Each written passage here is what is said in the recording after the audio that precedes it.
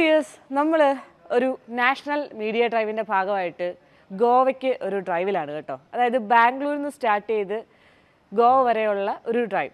Renault ഇന്ത്യയുടെ national media drive. അതായത് റെനോൾട്ടിൻ്റെ വാഹനങ്ങളുണ്ടല്ലോ, kid, tribal, കൈഗറ തുടങ്ങിയിട്ടുള്ള വാഹനങ്ങൾ 2024 മോഡൽ വന്നപ്പോൾ കുറച്ച് അപ്ഡേറ്റഡ് ആയിട്ട് വന്നിട്ടുണ്ട്.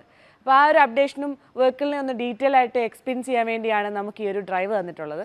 അത് എന്ന് വെച്ച് കഴിഞ്ഞാൽ ബാംഗ്ലൂരിൽ നിന്ന് സ്റ്റാർട്ട് ചെയ്തിട്ട് മടിക്കേരി കൂർഗടുത്തേക്ക് ഒരു first day travel, second day Madikeri to Gokarna വരെയും, third day Gokarna to Goa വരെയും, അങ്ങനെ പറഞ്ഞിട്ടൊരു 750 കിലോമീറ്റർ അടുത്തുള്ള ഒരു ലോങ് യാത്രയാണ് കേട്ടോ. അപ്പോൾ നിലവിലുള്ള റെനോൾട്ടിൻ്റെ ഏറ്റവും പുതിയ അപ്ഡേഷൻ എന്ന് വെച്ച് കഴിഞ്ഞാൽ ഈ ഒരു 2024 അല്ലെങ്കിൽ ഇനി അങ്ങോട്ട് ഒരു 2 SUV മോഡൽസും അതേപോലെ നെക്സ്റ്റ് ജെൻ കൈബറും വരുന്നുണ്ട്. അപ്പോൾ അതാണ് പുതിയ അപ്ഡേഷൻ.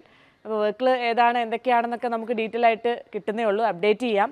അതേപോലെ ഈ കാണുന്ന വെഹിക്കിൾസിലെല്ലാം തന്നെ കുറേയധികം ഫീച്ചേഴ്സ് ലോഡ് ചെയ്തിട്ടുണ്ട്. അപ്പോൾ അതിലേക്കൊക്കെ വരാം. അപ്പോൾ ആദ്യത്തെ ദിവസം നമുക്ക് കിട്ടുന്നത് കിഡാണ്. കിഡ് വെച്ചിട്ട് നമ്മൾ നേരെ കൂർഗിലേക്കാണ് യാത്ര. നമ്മൾ ബാംഗ്ലൂരിൽ നിന്ന് ആദ്യത്തെ ദിവസം മടിക്കേരി വരെ ഏകദേശം 260 കിലോമീറ്റർ നമ്മൾ ട്രാവൽ ചെയ്തത് ഈ ഒരു കിഡിലാണ്. കിഡ് ഓട്ടോമാറ്റിക്കിലാണ് നമ്മൾ ഡ്രൈവ് ചെയ്തത്. ഏകദേശം ഒരു 6 മണിക്കൂർ എടുത്തു.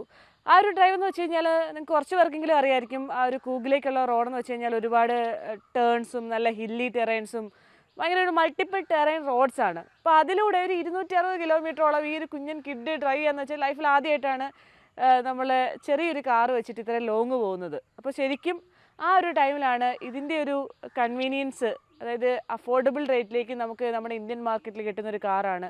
ഇത് എത്രത്തോളം കംഫർട്ടബിൾ ആയിട്ട് കൊണ്ടു കിടക്കാം, ഇത് എങ്ങനെ ഡ്രൈവ് ചെയ്യുക, അങ്ങനെ കൊണ്ട് കുറേ കാര്യങ്ങൾ ശരിക്കും മനസ്സിലാക്കാൻ സാധിച്ചത് റെനോൾട്ടിൻ്റെ ഈ ഒരു ഡ്രൈവിലൂടെയാണ്.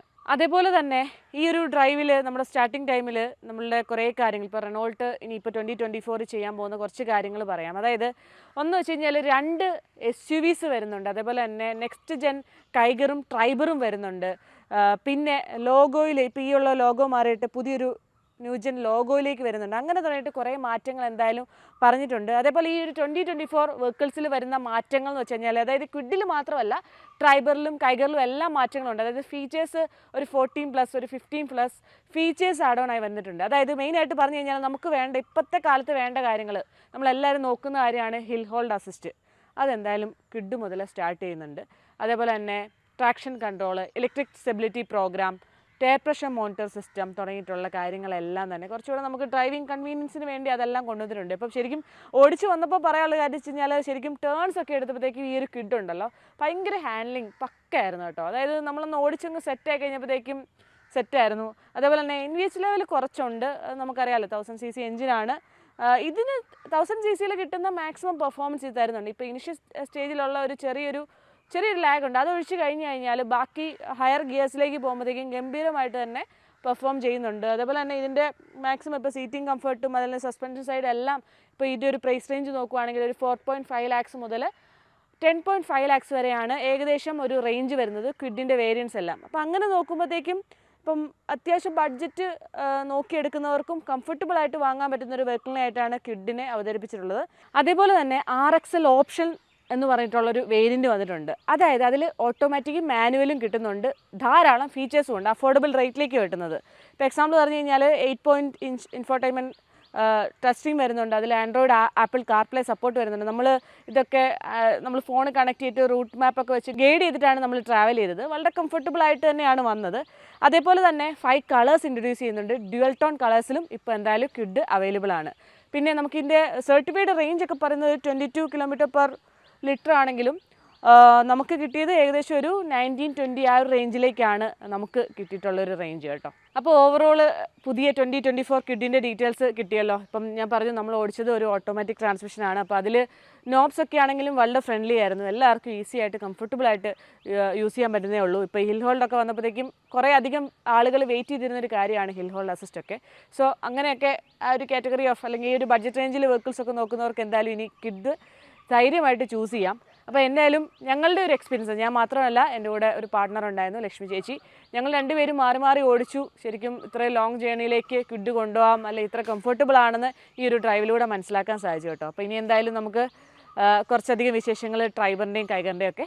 അപ്പോൾ നമ്മൾ Day 2-ൽ ഡ്രൈവ് ചെയ്തതെന്ന് വെച്ച് കഴിഞ്ഞാൽ ഈ ഒരു ട്രൈബറാണ് കേട്ടോ. ട്രൈബർ ഓടിച്ച കിലോമീറ്റർ എന്ന് വെച്ച് കഴിഞ്ഞാൽ ഏകദേശം ഒരു 370 കിലോമീറ്റർ അടുത്താണ് നമ്മൾ ഡ്രൈവ് ചെയ്തത്. അപ്പം ഞാൻ ആദ്യമായിട്ടാണ് ശരിക്കും റെനോൾട്ടിൻ്റെ ഒരു വാഹനം വെച്ചിട്ട് ഇത്രയും ലോങ് ഒരു ഡ്രൈവ് ചെയ്യുന്നത്. അപ്പം നമുക്ക് കിട്ടിയിട്ടുള്ള ഒരു മാനുവൽ ട്രാൻസ്മിഷൻ ആയിരുന്നു. എല്ലാവർക്കും അറിയാമല്ലോ 1 ലിറ്റർ മോഡലാണ്. 72 PS പവറും 96 Nm ടോർക്കും പ്രൊഡ്യൂസ് ചെയ്യുന്ന ഒരു 1000 cc എഞ്ചിനാണ് നമുക്ക് ഈ ഒരു വെഹിക്കിളിനകത്ത് നിന്ന് കിട്ടുന്നത്. അപ്പം മാനുവലും ഉണ്ട്, ഓട്ടോമാറ്റിക്കും ഉണ്ട്. അപ്പോൾ ഇത് വെച്ചിട്ടുള്ള ഒരു എക്സ്പീരിയൻസ് വെച്ച് കഴിഞ്ഞാൽ ശരിക്കും ഇനിഷ്യൽ സ്റ്റേജിൽ നമ്മൾ എടുത്തത് കൂർഗിന്ന് എടുത്തപ്പോഴത്തേക്ക് ഫുൾ ടേൺസ് ഒക്കെ ആയിരുന്നു കേട്ടോ. അപ്പോൾ ആദ്യം ഒന്ന് ആ ഒരു ഗിയറും അല്ലെ വെഹിക്കിളുമായിട്ടൊന്ന് ഇണങ്ങാൻ വേണ്ടി ഒരു 5 കിലോമീറ്ററെങ്കിലും ഓടിച്ചിട്ടൊന്ന് ഇണങ്ങിയിട്ടാണ് ഈ ഒരു വെഹിക്കിളിനെ പിന്നെ എക്സ്പീരിയൻസ് ചെയ്തത്. അപ്പോഴത്തേക്കും ഭയങ്കര നല്ലൊരു എക്സ്പീരിയൻസ് ആയിരുന്നു. കാരണം വെഹിക്കിൾ മൊത്തമായിട്ട് നമുക്ക് ആ ഒരു ഹാൻഡ്ലിങ്ങും അല്ലെങ്കിൽ അതിൻ്റെ ആ ഒരു പവർ ഡെലിവറി ഒക്കെ നമുക്ക് കറക്റ്റായിട്ട് മനസ്സിലാക്കി ഡ്രൈവ് ചെയ്യാൻ വേണ്ടി പറ്റി. അതേപോലെ തന്നെ ഇതിന് NVH ലെവൽ കുറച്ച് കൂടുതലാണ്, എല്ലാവർക്കും അറിയാവുന്നതാണ്.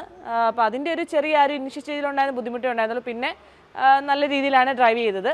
പിന്നെ അതേപോലെ തന്നെ ഇപ്പോൾ ഈ ഒരു ട്രൈബറിൽ വന്നിട്ടുള്ള മാറ്റങ്ങൾ എന്ന് വെച്ച് കഴിഞ്ഞാൽ ലുക്കിലെ കാര്യത്തിലൊന്നും മാറ്റമൊന്നുമില്ല. ഒരു 14+ ഫീച്ചേഴ്സ് ആഡ് ഓൺ ആയി വന്നിട്ടുണ്ട്. അതായത് നമുക്ക് hill hold assist, traction control, electric stability programme, tyre pressure monitoring system പോലെയുള്ള കാര്യങ്ങളൊക്കെ ആഡ് ഓൺ ആയി വന്നിട്ടുണ്ട്. പിന്നെ 8 ഇഞ്ചിൻ്റെ ഒരു ഇൻഫോർടൈൻമെൻറ്റ് സിസ്റ്റം വരുന്നുണ്ട്, 7 ഇഞ്ച് ക്ലസ്റ്റർ വരുന്നുണ്ട്. അങ്ങനെ തുടങ്ങിയിട്ടുള്ള കാര്യങ്ങളൊക്കെ എന്തായാലും ആഡ് ഓൺ ചെയ്ത് വന്നിട്ടുണ്ട്. അത് ഈ ഒരു മോഡൽ മാത്രമല്ല, ക്വിഡിലും ടൈഗറിലും എല്ലാം തന്നെ ഫീച്ചേഴ്സ് ലോഡഡായിട്ട് വന്നിട്ടുണ്ട്. അതേപോലെ തന്നെ ഈ ഒരു വെഹിക്കിളിൻ്റെ ഇൻസൈഡിലേക്ക് വരുമ്പോഴത്തേക്കും 6 വേ അഡ്ജസ്റ്റബിൾ സീറ്റ്സ് ആണ് വരുന്നത്. സീറ്റ്സ് ഒക്കെ വളരെ കംഫർട്ടബിൾ ആണ്. നമ്മൾ ഇത്രയും ലോങ്ങിലേക്ക് ഇപ്പോൾ ഏകദേശം ഒരു 370 കിലോമീറ്റർ അടുത്ത് ഓടിച്ചെന്ന് പറഞ്ഞില്ലേ, ഇപ്പം മുരുദേശ്വർ വരിയൊക്കെ കയറി അല്ലെങ്കിൽ ആ ഒരു ഗോവ റൂട്ടുണ്ടല്ലോ അതിൽ കയറി ഓടിച്ചാണ് വന്നത്. കുറച്ച് റോഡ്സ് കൺസ്ട്രക്ഷനൊക്കെ നടക്കുന്ന റോഡുണ്ടായിരുന്നു. അപ്പോഴൊക്കെ ആണെങ്കിലും ഓവറോൾ കംഫർട്ട് നല്ല രീതിയിൽ കിട്ടി. അതേപോലെ തന്നെ ഹാൻഡ് റെസ്റ്റ് സപ്പോർട്ട് ഉണ്ടായിരുന്നു. ഇപ്പോൾ മാനുവലി വന്നപ്പോൾ ഒരു ഹാൻഡ് റെസ്റ്റ് സപ്പോർട്ട് കൂടെ കുറച്ച് യൂസ്ഫുൾ ആയി. കാരണം നമുക്ക് ലെഫ്റ്റ് ഹാൻഡ് കുറച്ചൊന്ന് സപ്പോർട്ട് ചെയ്ത് സ്റ്റിയറിംഗിലേക്ക് പിടിക്കാൻ വേണ്ടി നല്ല കംഫർട്ടബിൾ ആയിരുന്നു. അതുപോലെ തന്നെ കൂൾഡ് ഒരു ഗ്ലോ ബോക്സ് സെൻട്രലായിട്ട് നമുക്ക് കാണാം. പിന്നെ നമുക്ക് പ്രീമിയം വെഹിക്കിൾസ് ഒക്കെ കാണുന്ന പോലെ സ്വിച്ച് ബട്ടൺ സ്റ്റാർട്ട് തുടങ്ങിയിട്ടുള്ള നമുക്ക് വേണ്ട കാര്യങ്ങളൊക്കെ എന്തായാലും ആഡ് ഓൺ ചെയ്തിട്ടാണ് ഈ ഒരു ട്രൈബറി വന്നിട്ടുള്ളത്.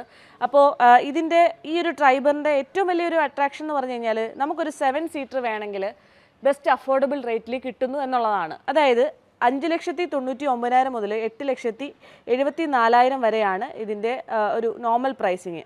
അതേപോലെ തന്നെ AMGയുടെ സ്റ്റാർട്ടിംഗ് പ്രൈസ് എന്ന് പറയുന്നത് 8,12,000 മുതലാണ് കേട്ടോ. RXT എന്ന് പറഞ്ഞിട്ടുള്ള ഓപ്ഷനിൽ നമുക്ക് 8,12,000 മുതൽ സ്റ്റാർട്ടിംഗ് പ്രൈസിൽ നമുക്ക് ഈ ഒരു ട്രൈബർ കിട്ടുന്നുണ്ട്. അപ്പോൾ എന്തായാലും ഓവറോൾ വരുമ്പോഴത്തേക്കും മോസ്റ്റ് അഫോർഡബിൾ 7 സീറ്ററിനായിട്ടാണ് ട്രൈബറിനെ നമുക്ക് റെനോൾട്ട് തരുന്നത് കേട്ടോ.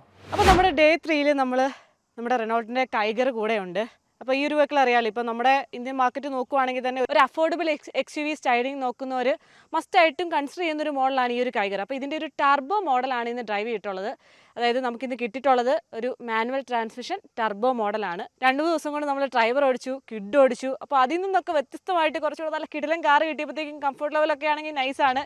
നല്ല പ്രത്യേകിച്ച് ഗോവയ്ക്കുള്ള ആ ഒരു ഹൈവേയും കൂടെ ഒക്കെ ഓടിച്ചപ്പോഴത്തേക്കും നമ്മൾ ഭയങ്കര ഹാപ്പി ആയിരുന്നു. സോ എന്തായാലും ഇതിൻ്റെ കുറച്ച് ഡീറ്റെയിൽസ് ഒന്ന് ഷെയർ ചെയ്യാം. അപ്പം ഞാനാണെങ്കിലും ലക്ഷ്മി ചേച്ചി ആണെങ്കിലും ഞങ്ങൾ മാറി മാറി ഞങ്ങളുടെ സൗകര്യത്തിന് അത്യാവശ്യം ഫാസ്റ്റായിട്ടും സ്ലോ ആയിട്ടും ഇപ്പോൾ ഇത് നോക്കിയാൽ നിങ്ങൾക്ക് മനസ്സിലാവും അത്യാവശ്യം നല്ല ചെളിയൊക്കെ പിടിച്ചിട്ടുണ്ട്. ഞങ്ങൾ ഈ ലൊക്കേഷൻ നോക്കി ഭയങ്കര ബ്യൂട്ടിഫുൾ ആയിട്ടുള്ള ലൊക്കേഷനാണ്. ഈ വെട്ടുകല്ലൊക്കെ വെട്ടുന്നൊരു സ്ഥലമാണ്. അപ്പോൾ ഇവിടെ ഇങ്ങനെ നമ്മൾ നോക്കി ഒക്കെ കയറി വന്നപ്പോൾ കുറച്ച് ചെളിയൊക്കെ ആയതാണ്. അപ്പോൾ എന്തൊരു ഇപ്പം ഇതിൻ്റെ ഗ്രൗണ്ട് ക്ലിയറൻസ് കാര്യങ്ങളൊക്കെ നോക്കുവാണെങ്കിൽ 205 mm ആണ് ക്ലിയറൻസ് വരുന്നത്. അപ്പോൾ അങ്ങനെ നോക്കുമ്പോഴത്തേക്ക് അത്യാവശ്യം ക്ലിയറൻസ് ഉള്ള ഒരു SUV ആണ് നമ്മുടെ ടൈഗർ. അപ്പോൾ ഇതിൻ്റെ കുറച്ച് ഡീറ്റെയിൽസ്, അതായത് 2024 വന്നപ്പോൾ ഉള്ള മാറ്റങ്ങളൂടെ പെട്ടെന്നൊന്ന് ഷെയർ ചെയ്യാം. അപ്പോൾ എന്തായാലും ഞാൻ ഈ ഒരു ടൈഗറിൻ്റെ ലുക്ക് തൊണ്ടുള്ള കാര്യങ്ങളൊന്നും പറയുന്നില്ല. കാരണം വെച്ചാൽ നമ്മൾ കണ്ടിട്ടുള്ള ആ ഒരു മോഡൽ തന്നെയാണ്. ഇപ്പോൾ ഈ ഒരു ബ്ലാക്ക് കളറൊക്കെ വന്നപ്പോഴത്തേക്കും കുറച്ചുകൂടെ അട്രാക്റ്റീവായി, കുറച്ചുകൂടെ ഒരു വലിയ വെഹിക്കിൾ എന്നുള്ളൊരു ഫീലാണ്. ഇപ്പോൾ ഒരു മിഡ് സൈസ് SUV ഓടിക്കുന്ന ഒരു ഫീലിൽ തന്നെയാണ് നമ്മൾ ഈ ഒരു ടൈഗർ ഡ്രൈവ് ചെയ്ത് നമ്മൾ ഗോവ വരെ എത്തുന്നത്. അപ്പം ഇന്നത്തെ ഡ്രൈവിൻ്റെ കാര്യം പറഞ്ഞല്ലോ, 140 കിലോമീറ്റർ അടുത്ത് നമ്മൾ ഗോകർണ ടു ഗോവയ്ക്കാണ് ഡ്രൈവ് ചെയ്യുന്നത് കേട്ടോ. അപ്പം നമ്മൾ ഇടയ്ക്ക് നല്ലൊരു ലൊക്കേഷൻ കണ്ട് നിർത്തിയിട്ടാണ് നമ്മളിപ്പം ഈ ഒരു ഷൂട്ട് ചെയ്യുന്നത്. അപ്പം ഇതിലിപ്പം നമുക്ക് ഓപ്ഷൻസ് നോക്കുവാണെങ്കിൽ നിങ്ങൾക്കെല്ലാം അറിയാമായിരിക്കും. Manual option, automatic option 1 litre engine available ആണ്. അതേപോലെ തന്നെ ടർബോ ചാർജ്ഡ് CVT, അതേപോലെ തന്നെ മാനുവൽ ഓപ്ഷൻ ടർബോ ചാർജ്ഡ് ഓപ്ഷനാണ്. അപ്പം കുറച്ചുകൂടെ ഒരു പെർഫോമൻസ് ഓറിയൻ്റ് ആയിട്ടൊക്കെ നോക്കേണ്ടവർക്ക് ടർബോ യൂസ് ചെയ്യാം. നമ്മളിന്ന് യൂസ് ചെയ്തേ ഉള്ളൂ. കാരണം 2 ദിവസം കൊണ്ട് നമ്മൾ ട്രൈബറും അതേപോലെ തന്നെ കിഡും ഒക്കെ ഓടിച്ച് നോൺ ടർബോ ആണ് ഓടിച്ചത്. അതിൽ നിന്നൊന്ന് മാറി ഒന്നുകൂടെ നമുക്ക് പ്രൊമോഷൻ കിട്ടി എന്ന് പറഞ്ഞ പോലെ 3rd ഡേയിൽ ഇവർ ഈ ഒരു വെഹിക്കിൾ തന്നപ്പോഴത്തേക്കും ഞാനും ചേച്ചിയും നല്ല രീതിയിൽ ചില്ല് ചെയ്തിട്ടാണ്, നല്ല എൻജോയ് ചെയ്തിട്ടാണ് നമ്മൾ ഡ്രൈവ് ചെയ്തത്. കാരണം മാറി മാറി ഓടിച്ച് വെഹിക്കിളിൻ്റെ കാര്യങ്ങളൊക്കെ ഷെയർ ചെയ്ത് നല്ലൊരു യാത്രയായിരുന്നു എന്തായാലും. അപ്പോൾ എന്തായാലും നമുക്ക് വെഹിക്കിളിൻ്റെ പവറും ടോർക്ക് കൂടി ഒന്ന് നോക്കാം. അപ്പം ഈ ഒരു ടർബോ ചാർജഡ് എഞ്ചിൻ്റെ പവർ നോക്കുകയാണെങ്കിൽ 100 PS പവറും 152 Nm ടോർക്കും ആണ് പ്രൊഡ്യൂസ് ചെയ്യുന്നത് കേട്ടോ. പിന്നെ ഓവറോൾ ഇപ്പം ഇതിൻ്റെ സൈഡിലേക്കൊക്കെ വരുവാണെങ്കിൽ ഒരു റെഡ് കാലിപ്പർ കുറച്ചുകൂടെ സ്പോർട്ടി ഫീൽ കിട്ടാൻ വേണ്ടി റെഡ് കാലിപ്പേഴ്സ് ആഡ് ചെയ്തിട്ടുണ്ട്. ഓവറോൾ ഇതിൻ്റെ ക്ലിയറൻസ് ഒക്കെ നോക്കുവാണെങ്കിൽ 205 mm ഒക്കെയാണ് ഇതിൻ്റെ ക്ലിയറൻസ് വരുന്നത്. ഇപ്പം ഞാൻ പറയില്ല ഈ ടെറൈനൊക്കെ ഉണ്ടോ, ഞങ്ങൾ ഇങ്ങോട്ട് കുറച്ച് ഓഫ് റോഡൊക്കെ ഓടിച്ച് ഇറങ്ങി വന്നതാണ്. സോ ഇത് കുറച്ചൊരു റഫ് ഏരിയ ആണ്, വിജനമായിട്ടുള്ളൊരു സ്ഥലം. അപ്പോൾ സൈഡ് ലുക്കിലേക്ക് വരുമ്പോഴത്തേക്കും നൈസായിട്ട് ഇപ്പോൾ എന്തായാലും ഈ ഒരു കാലിപ്പേഴ്സൊക്കെ വന്നപ്പോഴത്തേക്കും ഗംഭീരമായിട്ടുണ്ട്. അതേപോലെ എടുത്തു പറയേണ്ട ഒരു കാര്യം കഴിഞ്ഞാൽ ഇതിൻ്റെ ഇൻറ്റീരിയർ സ്പേഷ്യസ്, അതായത് ഇതിൻ്റെ അകത്ത് ഇപ്പോൾ ഫ്രണ്ടിലാണെങ്കിലും റിയറിലാണെങ്കിലും വളരെ കംഫർട്ടബിൾ ആയിട്ട് 5 പേർക്ക് യാത്ര ചെയ്യാൻ വേണ്ടി പറ്റും. അതേപോലെ റിയർ സൈഡിലെ ബൂട്ട് സ്പേസ് ആണെങ്കിലും 405 ലിറ്ററാണ് ബൂട്ട് സ്പേസ് വരുന്നത്. അതേപോലെ തന്നെ ഇതിൻ്റെ 60/40 സീറ്റാണ്. അപ്പോൾ നമുക്ക് ഫോൾഡ് ചെയ്ത് കഴിഞ്ഞാൽ 879 ലിറ്റർ അപ്പോൾ ടോട്ടലി നമുക്ക് കിട്ടുന്നുണ്ട്. അപ്പോൾ എന്തെങ്കിലും സാധനങ്ങളൊക്കെ ക്യാരി ചെയ്യാനാണെങ്കിലും കംഫർട്ടബിൾ ആണ്. റിയർ സൈഡ് കാര്യങ്ങളൊന്നും ഞാൻ എടുത്ത് പറയുന്നില്ല, നമ്മൾ കണ്ടു കഴിഞ്ഞാണ് പുറകിൽ ആയ ഒരു വ്യത്യാസം ഈ ഒരു ടർബോയുടെ ബാഡ്ജിങ് വന്നിട്ടുണ്ട് എന്നുള്ളത് മാത്രമാണ് കേട്ടോ. ഇനിയുള്ള മാറ്റങ്ങൾ, അതായത് 2024 മോഡൽ വന്നപ്പോൾ ഉള്ള കുറച്ച് മാറ്റങ്ങളോട് ഒന്ന് ഷെയർ ചെയ്യാം. അതായത് മെയിനായിട്ടും 2 വേരിയൻസ് ആഡ് ആയിട്ടുണ്ട്. അതായത് ബേസ് മോഡലിൽ RXL എന്ന് പറഞ്ഞിട്ടുള്ള മോഡൽ വന്നിട്ടുണ്ട്. അതായത് മാനുവലും ഓട്ടോമാറ്റിക്കും അതിൽ അവൈലബിൾ ആണ്. അതായത് കുറച്ചുകൂടെ അഫോർഡബിൾ റേറ്റിലേക്ക് വെഹിക്കിൾ കിട്ടുന്നുണ്ട്. അതേപോലെ തന്നെ ടർബോയിൽ CVT RXT ഓപ്ഷണൽ എന്ന് പറഞ്ഞിട്ടുള്ള ഒരു ന്യൂ വേരിയൻ്റ് കൂടെ ആഡ് ഓൺ ആയിട്ടുണ്ട്. അത് മാനുവലും ഓട്ടോമാറ്റിക്കും അവൈലബിൾ ആണ്. അപ്പോൾ സ്റ്റാർട്ടിംഗ് പ്രൈസ് എന്ന് പറയുന്നത് 7,09,000 രൂപയാണ് സ്റ്റാർട്ടിംഗ് പ്രൈസ്. അതായത് ഈ ഒരു SUVയുടെ ബേസ് മോഡൽ, ഒരു SUV സ്റ്റൈലിംഗ് ഉള്ള വെഹിക്കിൾ വേണ്ടവർക്ക് ബേസ് മോഡൽ 7,09,000 രൂപയ്ക്ക് കിട്ടുന്നുണ്ട്. അതേപോലെ തന്നെ ടർബോ CVT RXT ഓപ്ഷൻ എന്ന് പറഞ്ഞിട്ടുള്ള ഒരു ഓപ്ഷൻ കൂടെ എന്തായാലും ആഡ് ഓൺ ആയിട്ടുണ്ട്. അപ്പോൾ അതിൻ്റെ ഒരു പ്രൈസിങ് മാനുവൽ സ്റ്റാർട്ടിംഗ് പ്രൈസ് വരുന്നത് 9,29,000 മുതൽ 9,99,000 വരെയാണ്. അതിൻ്റെ ടർബോ എക്സ്ട്രോണിക് CVT എന്ന് പറഞ്ഞിട്ടുള്ള CVT മോഡൽ ഓട്ടോമാറ്റിക് ട്രാൻസ്മിഷൻ 10,29,000 മുതൽ 10,99,000 വരെയാണ്. അപ്പോൾ നമുക്കൊരു ടർബോ ഓപ്ഷൻ വേണമെങ്കിൽ ഈ ഒരു ഓപ്ഷൻ നോക്കാം. എന്തുകൊണ്ടും ഫീച്ചേഴ്സ് കൊണ്ടാണെങ്കിലും കംഫർട്ടബിൾ ആയിട്ടുള്ള വെഹിക്കിളാണ്. അതേപോലെ ശരിക്കും ഇതിൻ്റെ നോൺ ടർബോ സ്റ്റാർട്ടിംഗ് പ്രൈസ് എന്ന് പറഞ്ഞു കഴിഞ്ഞാൽ 7,09,000 രൂപയാണ് കേട്ടോ. അപ്പോൾ അങ്ങനെ നോക്കുമ്പോഴത്തേക്കും ഒരു അത്യാവശ്യം കുറച്ച് ബഡ്ജറ്റുള്ള ഒരാൾക്ക് ഒരു SUV വേണമെന്ന് ആഗ്രഹിക്കുന്ന ആളുകൾക്ക് ചൂസ് ചെയ്യാൻ പറ്റുന്ന ഒരു മോഡലായിട്ട് എന്തായാലും ബേസ് മോഡൽ കിട്ടുന്നുണ്ട്. പിന്നെയുള്ള കുറേ കാര്യങ്ങൾ, അതായത് കുറേയധികം ഫീച്ചേഴ്സ് മാറ്റം വന്നതെന്ന് പറഞ്ഞില്ല. അതായത് മെയിനായിട്ടും ഇതിൻ്റെ സീറ്റിംഗ് ലെതറേറ്റ് സീറ്റ്സ് നമുക്ക് കാണാം. അതായത് കുറച്ചുകൂടെ കംഫർട്ടബിൾ ആയിട്ടുള്ള സീറ്റിംഗ് ആണ്. ഒരു ബ്രൗൺ ബ്ലാക്ക് ഇൻസേഷനിൽ ഈ ഒരു വെഹിക്കിൾ സീറ്റിംഗ് കംഫർട്ട് കാണാം. അതേപോലെ തന്നെ ക്രൂയിസ് കൺട്രോൾ ആഡ് ഓൺ ആയി വന്നിട്ടുണ്ട്. അങ്ങനെയായിട്ടുള്ള കാര്യങ്ങളാണ്. പിന്നെ 15+ ഫീച്ചേഴ്സ് ആഡ് ഓൺ ആയി വന്നിട്ടുണ്ട്. ഇപ്പോൾ traction control, hill hold assist, electric stability programme, പിന്നെ ടയർ പ്രഷർ മോണിറ്റർ സിസ്റ്റം തുടങ്ങിയിട്ടുള്ള സേഫ്റ്റി ഫീച്ചേഴ്സ് 15ഓളം ഇതിൽ ആഡ് ഓൺ ആയി വന്നിട്ടുണ്ട്. അങ്ങനെ തുടങ്ങിയിട്ടുള്ള കാര്യങ്ങളാണ് എന്തായാലും ഈ ഒരു കൈഗറിൻ്റെ അകത്തുനിന്ന് കിട്ടുന്നത്. പിന്നെ നമുക്ക് ഇൻസൈഡിലേക്ക് നോക്കുമ്പോൾ തന്നെ അറിയാം കുറച്ചുകൂടി ഒരു പ്രീമിയം ലുക്കിലുള്ള വെഹിക്കിൾസ് നോക്കുന്ന ഒരു ഫീലിലേക്കാണ് ഇൻറ്റീരിയർ ഫീൽ ചെയ്യുന്നത്. അതായത് ഇപ്പം നമുക്ക് വേണ്ട വയർലെസ് മൊബൈൽ ചാർജിങ് ഓപ്ഷനുണ്ട്, യൂട്ടിലിറ്റി സ്പേസ് ധാരാളമായിട്ടുണ്ട്, നോബ്സ് ഒക്കെ ആണെങ്കിലും വളരെ ക്വാളിറ്റിയാണ്, റോട്ടറി സ്വിച്ചസ് കാണാം. ഇൻറ്റീരിയർ എന്തായാലും പക്കയാണ്. ഇപ്പം നമ്മൾ ഓടിച്ച് വന്നപ്പോഴാണെങ്കിൽ ഇപ്പോൾ 2-3 ദിവസം കൊണ്ട് ഞാൻ പറയില്ലേ പല പല വേരിയൻസും പല പല മോഡൽസ് ഓടിച്ചു. അതിൽ നിന്നൊക്കെ മാറി ഒരു പ്രൊമോഷൻ കിട്ടി എന്ന് പറഞ്ഞ പോലെ കുറച്ചുകൂടെ സ്റ്റൈലായിട്ട് കുറച്ചുകൂടെ കംഫർട്ടബിളായിട്ട് നമ്മുടെ ഈ ഒരു ഗോവയിലേക്കുള്ള യാത്ര എൻജോയ് ചെയ്തിട്ടാണ് നമ്മൾ ഈ ഒരു കൈകളിൽ വന്നത്. അപ്പോൾ എന്തായാലും വെരി ഹാപ്പിയാണ്. അപ്പോൾ ഇനി എന്തായാലും നമ്മൾ നേരെ ഫൈനൽ ഡെസ്റ്റിനേഷൻ ഗോവ. അപ്പോൾ എന്തായാലും നമ്മൾ ഒരു 3 ദിവസം കൊണ്ട് നമ്മൾ 750 കിലോമീറ്റേഴ്സോളം ഡ്രൈവ് ചെയ്തിട്ട് നേരെ നമ്മളുടെ ഗോവയിൽ എത്തിയിട്ടുണ്ട്. വളരെ നല്ലൊരു എക്സ്പീരിയൻസ് ആയിരുന്നു. കാരണം കുറേ ടെറൈൻസും കുറേ ക്ലൈമറ്റും, നല്ല മഴയുണ്ടായിരുന്നു, ആ ഒരു ചെളിയൊക്കെ പിടിച്ച് കുറേ ഓഫ് റോഡ് ഏരിയ ഒക്കെ കിട്ടി. അങ്ങനെ മൾട്ടിപ്പിൾ ടെറൈൻ റോഡ്സ് ഒക്കെ കിട്ടി. അത് വെച്ചിട്ട് റെനോൾട്ടിൻ്റെ ഓൾമോസ്റ്റ് എല്ലാ വെഹിക്കിൾസും ഡ്രൈവ് ചെയ്യാൻ വേണ്ടി പറ്റി. ഇപ്പോൾ ഇത്ര ലോങ്ങിലേക്ക് ആദ്യമായിട്ടാണ് റെനോൾട്ടിൻ്റെ വെഹിക്കിൾസ് സത്യം പറഞ്ഞാൽ ഡ്രൈവ് ചെയ്യുന്നത്. നമ്മളിപ്പോൾ റിവ്യൂനൊക്കെ എടുക്കുന്ന സമയത്ത് വളരെ കുറച്ച് ദൂരം, ഒരു 10 അല്ലെങ്കിൽ 15-20 കിലോമീറ്ററൊക്കെ മാക്സിമം എടുക്കാറുള്ളൂ.